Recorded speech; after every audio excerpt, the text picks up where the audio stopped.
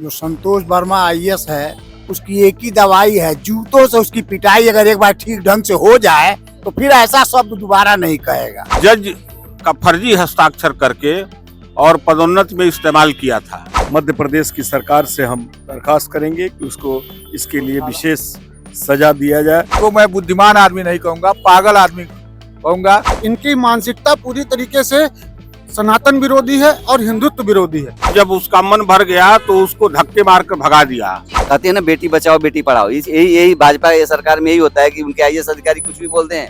एक परिवार में एक व्यक्ति को आरक्षण मिलना चाहिए, जब तक कि मेरे बेटे को कोई ब्राह्मण अपनी बेटी दान नहीं करते या उसका संबंध नहीं बना, केवल आर्थिक आधार की अगर बात है तो। नमस्कार, मैं कीर्ति और आप देख रहे हैं इन न्यूज। एमपी की आईएएस का एक वीडियो जो है वो तेजी से सोशल मीडिया पर वायरल हो रहा है, जिसमें उन्होंने ब्राह्मणों को लेकर आपत्तिजनक शब्दों का इस्तेमाल किया है और एक आपत्तिजनक बयान दिया है। यहाँ पर हमारे साथ तमाम लोग मौजूद हैं, हम इनसे बात करेंगे कि उस बयान को ये किस तरह से देखते हैं और क्या कुछ कहना चाहेंगे। सर, वीडियो आप तक भी पहुंचा होगा, आपने भी देखा होगा कि किस तरह के शब्दों का इस्तेमाल किया गया है ब्राह्मणों के लिए, बच्चियों के लिए, महिलाओं के लिए, क्या कुछ कहना चाहिए? संतोष वर्मा का बयान निहायत शर्मनाक और आपत्तिजनक है। संतोष वर्मा का इतिहास है कि वो मध्य प्रदेश में कृषि विभाग में सचिव जैसे पद पर इस समय कार्यरत है। अपनी पदोन्नति के लिए संतोष वर्मा ने 420 किया था और एक जज का फर्जी हस्ताक्षर करके और पदोन्नति में इस्तेमाल किया था। उस वक्त उसके ऊपर 420 से सहित अन्य धाराएं लागू हुई थी और जेल में गया था। वो जमानत पर बाहर है। उसके बाद एक दूसरी महिला को अपने कमरे में रखा, उससे शादी करने का झांसा देकर उसके साथ व्यभिचार किया, अनाचार किया और जब उसका मन भर गया तो उसको धक्के मारकर भगा दिया। उसने भी आरोपित इसको किया है, जिसमें ये होना है, जेल जाना है इसको। इसका मतलब ये शुरू से ही विवादित व्यक्ति रहा है और आज पता नहीं क्यों इसके मन में क्या ऐसी बात आई, ब्राह्मणों को लेकर टारगेट किया। जो बहन बेटियां माँ दुर्गा और माँ लक्ष्मी का स्वरूप मानी जाती हैं, उन हमारी बहन बेटियों को लेकर इसने जो आपत्तिजनक टिप्पणी की है वह बेहद शर्मनाक है। कानून को अपना काम करना चाहिए और मध्य प्रदेश सरकार को चाहिए कि इसके इस घृणित और विद्वेषपूर्ण बयान का संज्ञान लेकर इसके ऊपर कठोरतम कार्रवाई की सजा का प्राविधान सुनिश्चित करें। सर, आरक्षण को लेकर उन्होंने कहा कि आरक्षण तब खत्म हो सकता है हमारा जब ब्राह्मण अपनी बच्चियों का संबंध हमारे साथ बनाए। कैसे देखते हैं आप इस तरह के बयान, क्योंकि आरक्षण का मुद्दा जो है वो भारत में हमेशा देखने को मिल जाता है। आईएएस वर्मा ने जो बयान दिया है और निहायत ही निंदनीय है, शर्मनाक है।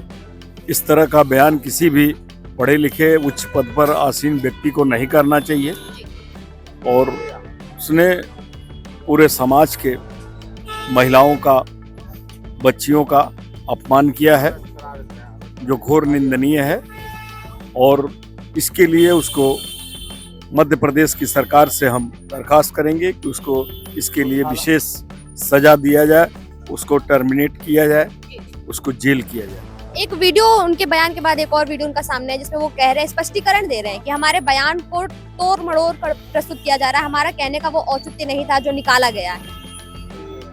एकदम गलत कह रहा है वो। स्पष्ट उसने अपने बयान में उसने बोला भी है स्वयं और उसका ट्वीट भी है और स्पष्ट शब्दों में लिखा है कि आरक्षण तब तक समाप्त नहीं होगा जब तक ब्राह्मण वर्ग जो है अपनी लड़कियों को हमारे लड़कों के साथ शादी नहीं करेगा। ये स्पष्ट उसका बयान है। सर, जैसे कि देखा जाए तो हिंदू समाज में शादी की एक पद्धति होती है, लोग ब्राह्मण में शादी करते हैं और अब थोड़ा सा कल्चर बदल रहा है, मॉडर्न वर्ल्ड को देखते हुए कल्चर बदल रहा है, लोग प्रेम प्रसंग वाला भी चलता है सिस्टम। तो क्या लगता है कि उन्होंने जो बयान दिया वो इतना गलत कैसे हो गया? उन्होंने बोला है कि आरक्षण जब तक खत्म नहीं हो सकता जब तक कि ब्राह्मण की बच्चियों का संबंध हमसे नहीं बनेगा। देखिए, जो आईएएस वर्मा जी ने जो बोला है वो निहायत ही गलत बोला। अभी आपने बोला प्रेम प्रसंग, तो प्रेम प्रसंग कहीं भी किसी के साथ हो सकता है। ब्राह्मण लड़के के अपना प्रेम प्रसंग दलित लड़की के साथ हो सकता है, दलित लड़के को ब्राह्मण के साथ होता है, एक दूसरी बात है।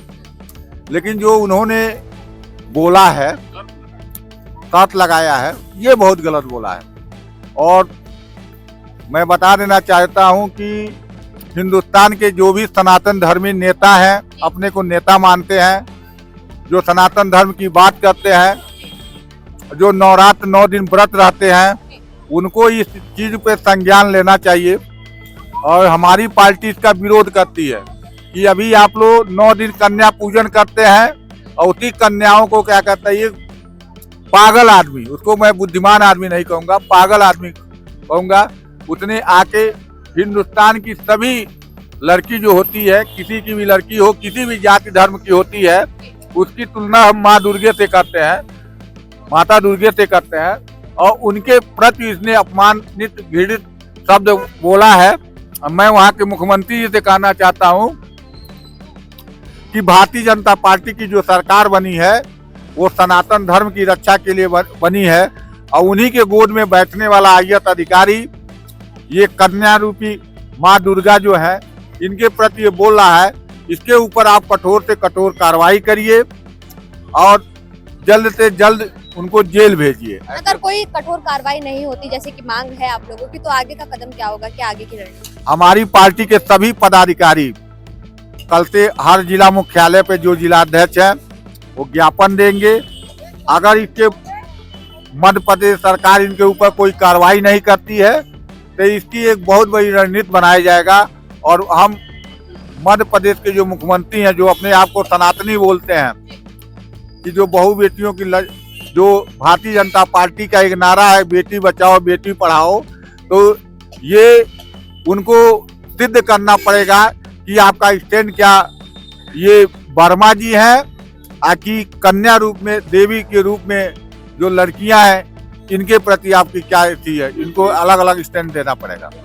देखा जाए तो सरकार जो है वो महिलाओं का समर्थन करती है, उनको आगे बढ़ाने की बात कहती है। IAS की तरफ से जिस तरीके का बयान आया वो कहीं से भी स्वीकार नहीं किया जा सकता। कहा जा रहा है कि अगर कोई कार्रवाई नहीं होती है ठोस, तो आगे का कदम जो होगा वो बहुत बड़ा होगा, ज्ञापन सौंपा जाएगा और देशव्यापी प्रदर्शन होगा। मैं एक चीज कहना चाहूंगा, संतोष वर्मा जैसे लोग जो हैं ये ना किसी जाति के हो सकते हैं ना किसी धर्म के हो सकते हैं, क्योंकि इन्होंने जो शब्द कहा है एक वैवाहिक पद्धति होती है, सनातन धर्म में भी होती है और हमारे संविधान में भी है। उससे पहले जो संविधान इन्होंने बताया है कि संबंध बनाने वाली बात जो कही है इन्होंने, इनकी मानसिकता पूरी तरीके से सनातन विरोधी है और हिंदुत्व विरोधी है। इन जैसे लोगों को तत्काल नौकरी से हटाना चाहिए। भाजपा सरकार है मध्य प्रदेश में और भाजपा सरकार को तुरंत इस चीज को संज्ञान में लेकर और इनको तुरंत बर्खास्त करना चाहिए और इन जैसी मानसिकता वाले व्यक्तियों को कठोर से कठोर सजा देनी चाहिए। अब उसमें बात आती है कि सनातन धर्म में, तो सनातन धर्म में हमारे बताया जाता है कि विवाह से पहले संबंध बनाना बिल्कुल एकदम गैर जिम्मेदारी, गलत शब्द प्रयोग किया जाता है। इन्होंने हमारे अपने लिए नहीं, पूरे हिंदुत्व को एकदम से शर्मसार करने वाली हरकत की है। अब ये आरक्षण से बने हुए जो ये आरक्षण से बनते हैं IAS, इस तरीके की मानसिकता इनकी कहां से आती है? अब हम लोग कहते हैं कि आरक्षण, आपने बात आरक्षण की आपने जो बात आरक्षण की है, आरक्षण की बात आपसे वो कही गई है जो एकदम स्वाभाविक है। आपसे बात ये कही गई कि एक घर में जब एक IAS बन जाता है तो उसके बदले में दूसरे घर के व्यक्ति को नहीं मिलनी चाहिए। आर्थिक आधार पर आरक्षण की बात जिसने भी कही है बहुत गलत नहीं कही है उसने भी, हम उसकी बात का भी समर्थन करते हैं। इस जैसे मानसिकता वाले लोगों को रोटी बेटी का संबंध तक तो इनकी बात ठीक थी, लेकिन जब ये बात कहता है कि संबंध बनाए, इसकी मानसिकता में पूरी तरीके से दूरता है। इस जैसे अपराधी को, हम इसको अपराधी कहेंगे, IAS की तो बात अब इसकी खत्म हो गई। इस जैसे अपराधी को फांसी की सजा होनी चाहिए, हम मांग करते हैं। सर क्या कुछ कहना चाहेंगे? IAS की तरफ से बयान है, फांसी की मांग चल रही है। जो संतोष वर्मा IAS है उसकी एक ही दवाई है, जूतों से उसकी पिटाई अगर एक बार ठीक ढंग से हो जाए तो फिर ऐसा शब्द दोबारा नहीं कहेगा।